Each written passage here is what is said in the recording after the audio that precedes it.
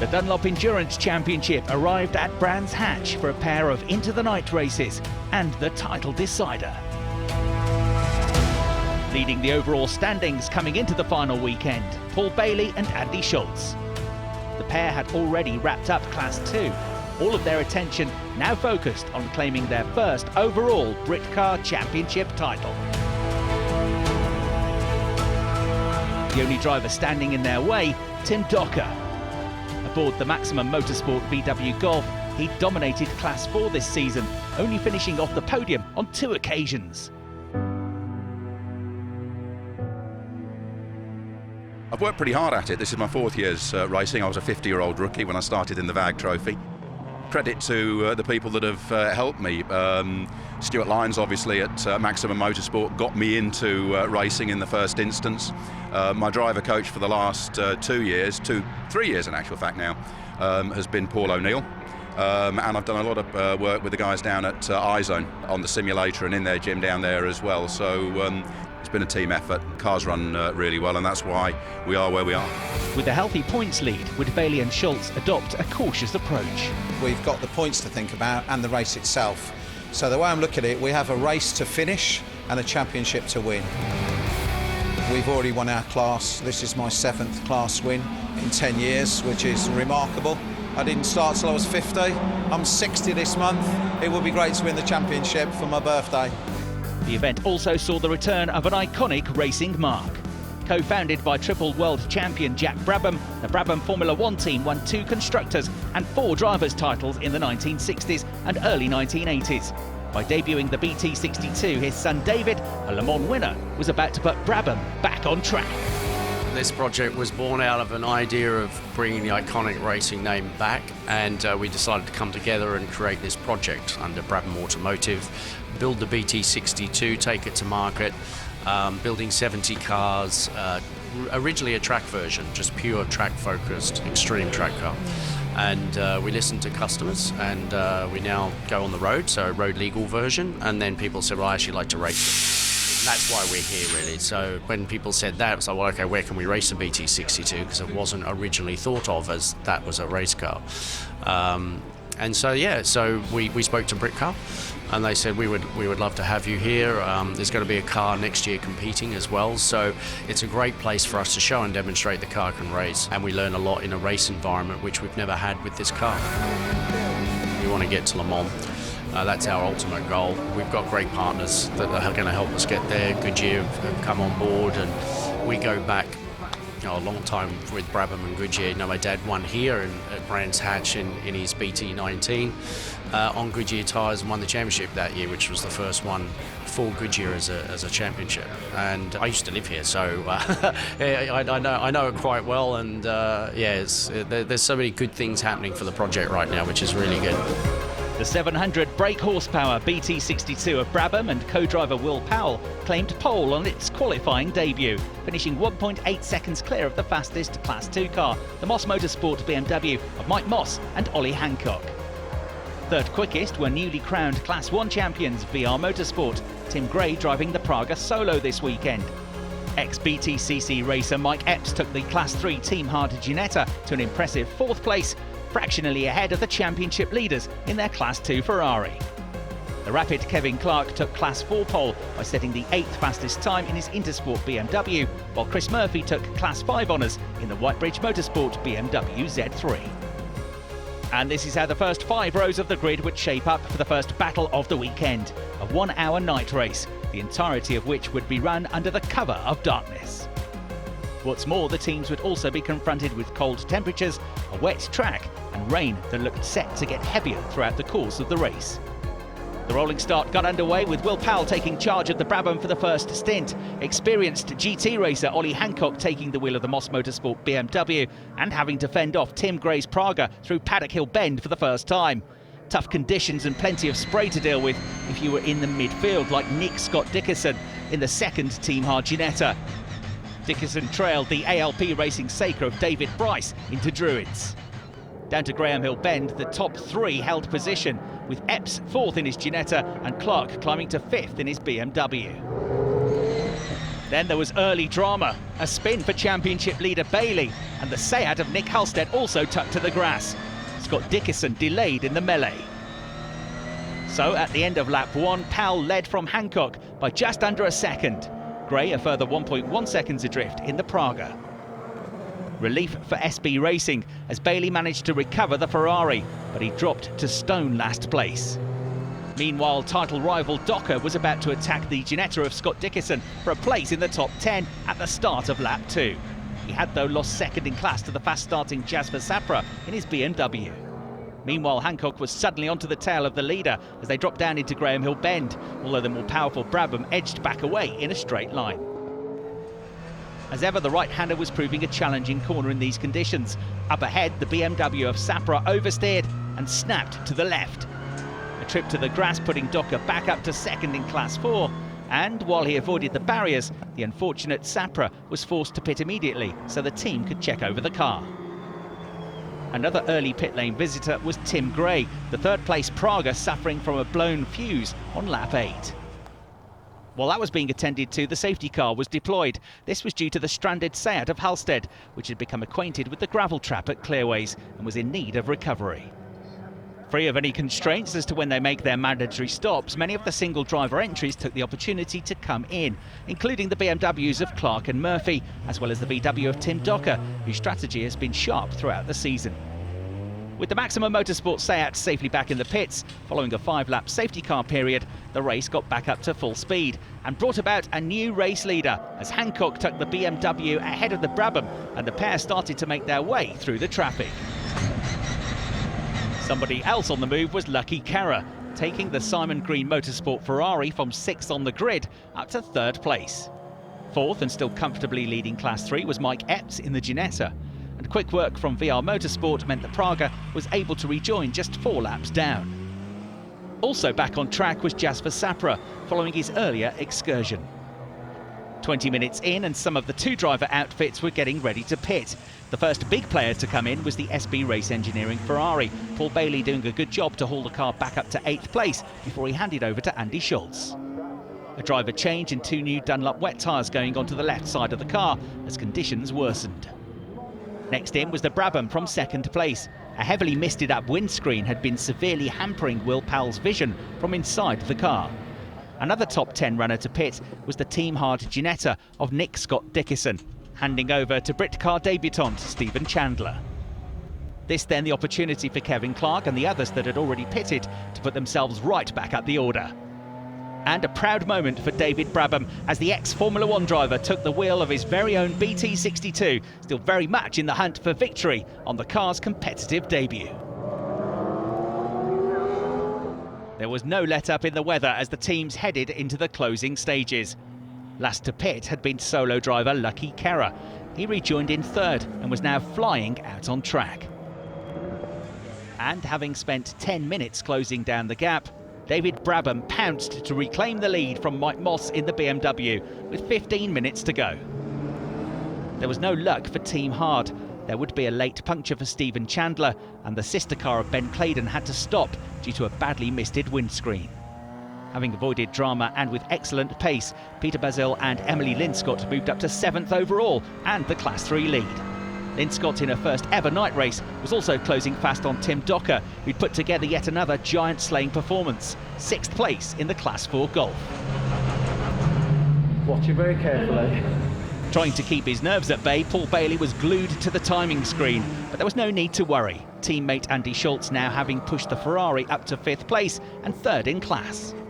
In the other Ferrari on the move, Lucky Carra then seized his opportunity into Paddock Hill Bend, passing Mike Moss for 2nd place overall and the class lead with 2 laps to go. And on the very last lap, Linscott charged past Docker to snatch 6th place. And an historic moment as David Brabham exited Clark Curve for the final time to claim a debut victory for the BT62 here at Brands Hatch. Just reward for the team after much work behind the scenes to get to this point. Confirmation of the result with Class 4 winner Kevin Clark a terrific 4th overall and Chris Murphy taking Class 5. Let's hear now though from the Race 1 winners. A dream debut for the Brabham BT62. Big thanks to Britcar for allowing us to come here and the competitors, and this is the start of this kind of the next chapter of Brabham, and for me personally it's quite emotional because my dad won here in a Brabham, now I've won here in a Brabham. It's it's pretty cool. It was incredibly challenging conditions, especially in a brand new race car like that. So you go from being honoured to be part of Brabham's sort of return to racing, and then you get competitive, and then you want to do well, and then you get out there in conditions like that, and you think, oh, how did I end up here? But we were really pleased to balance the performance of the BT62 and peg it back a bit from its standard form so that we could do this with Britcar, and I think the experiment has worked a treat, and obviously we're delighted with the win.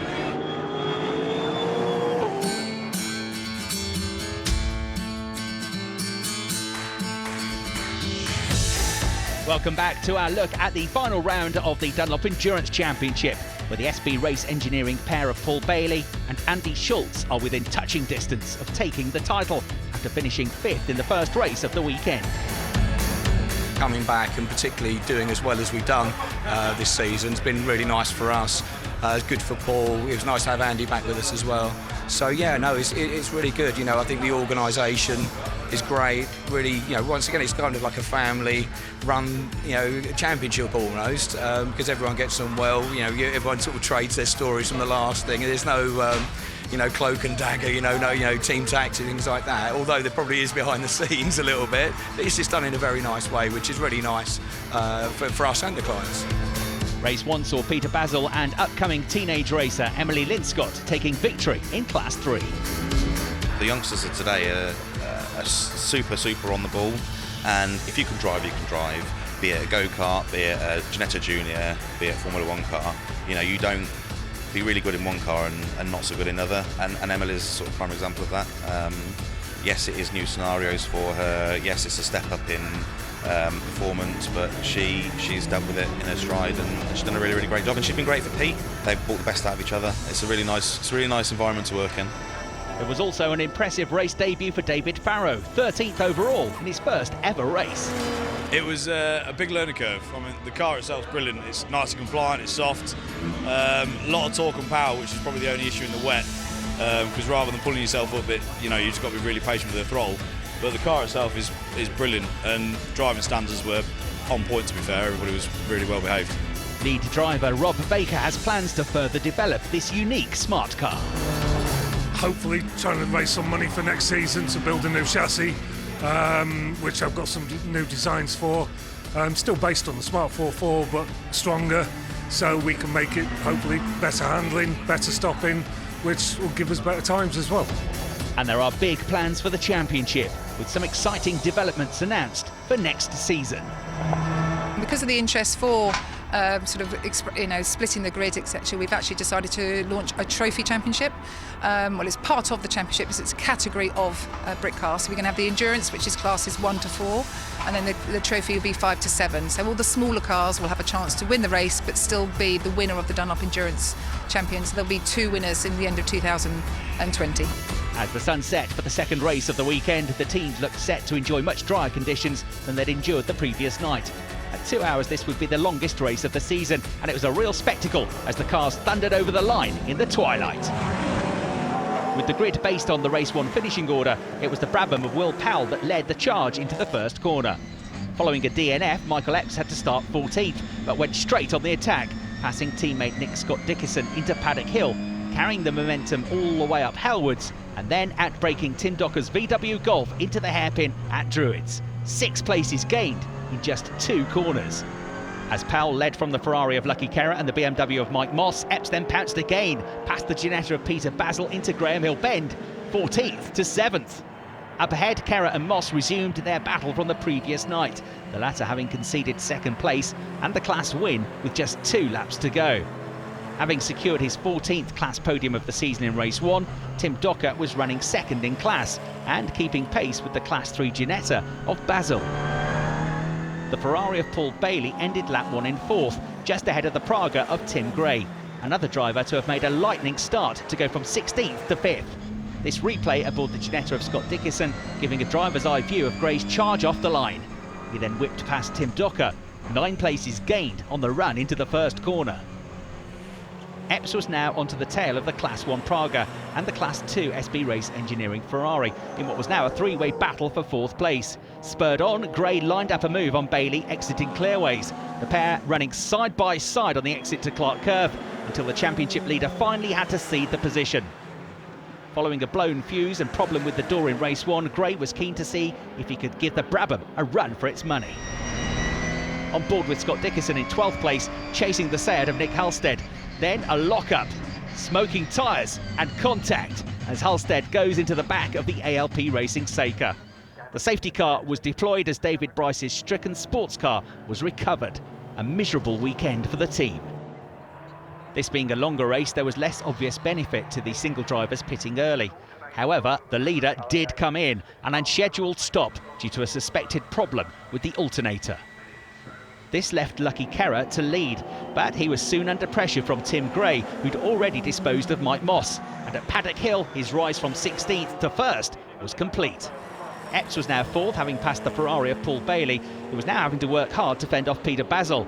As a team that's won races outright this season, were the championship leaders playing it ultra safe, or were they perhaps struggling with a car issue? Either way, any kind of race finish would still be enough to seal the championship. Back in the pits, ALP frantically tried to bend the rear of the Seika back into shape. To no avail, the car would go no further. But the Brabham had gone back out and Will Powell was slicing his way back up the order. However, no sooner had he climbed back into the top 3 than the car began to suffer again. Back to the pits, but this time into retirement. Unable to keep up with the Praga, Kerrer and Moss found themselves drawn together once more in the battle for 2nd place and Class 2 honours. Kerrer impressing just 12 months after making his endurance racing debut at this event. With much more long-distance experience, Kevin Clark is no stranger to Britcar and often a front-runner. On course for his 2nd Class 4 victory of the weekend, he ran 5th overall. Having missed race 1, George Aguilton had gone from last to 8th until a gearbox issue struck. And Paul Bailey's ill-handling Ferrari caused him to suspect a puncture, but the tyres were fine and he was sent back on his way. When the scheduled stops did begin, the smart car of Rob Baker was first to come in. He now led Class 5 following a steering joint failure for Chris Murphy, though retirement didn't stop him from winning the Class 5 title. After driving solo in race 1, Lucky Kerrer was sharing the driving with Lee Frost for the 2-hour race and pitted from 2nd. The BMW was also in, Mike Moss having pitted a lap earlier. Also in at the same time, Peter Basil handing over to Emily Linscott. But the Ferrari was being given a lot of fuel and it was eating up valuable time. Once that was complete, the team still had to change tyres. More time lost. Fueling completed for the Ginetta. There was then a roar in the background as Ollie Hancock left in a hurry aboard the BMW. With Emily Linscott taking the Ginetta to the flag, we caught up with Peter Basil following a strong opening stint. Yeah, those GT3 Ferraris, they are so quick in a straight line. I can catch them in the corners, but I just can't get past them on the straights. They give it a squirt and they're gone. So it was a hard battle trying to get past them and just make my way through the grid. But yeah, overall, enjoying it. It was a good session. Tim Gray came in from the lead, but it wasn't the quickest of stops, and by the time he rejoined, he'd be a full lap down on Hancock's BMW. Up until the 65-minute mark, the race had been going well for Nick Scott Dickerson and Stephen Chandler. The car suddenly losing drive on the exit to Druids. As Chandler coasted downhill, the sister car of Mike Epps, now leading outright but yet to pit, came past. Unfortunately, Chandler couldn't limp as far as the pits, stopping on track and bringing out another safety car. Perfect timing for those yet to pit, including Nick Halstead, recovering well to hand the Seat over to pro driver Jamie Stanley in 3rd place. The excellent Michael Epps also took the opportunity to take his mandatory stop. Ben Clayton set to take over for the final 50 minutes or so. And for his final pit stop of the season, Tim Docker hopped out for a well-earned breather while the Golf was refueled.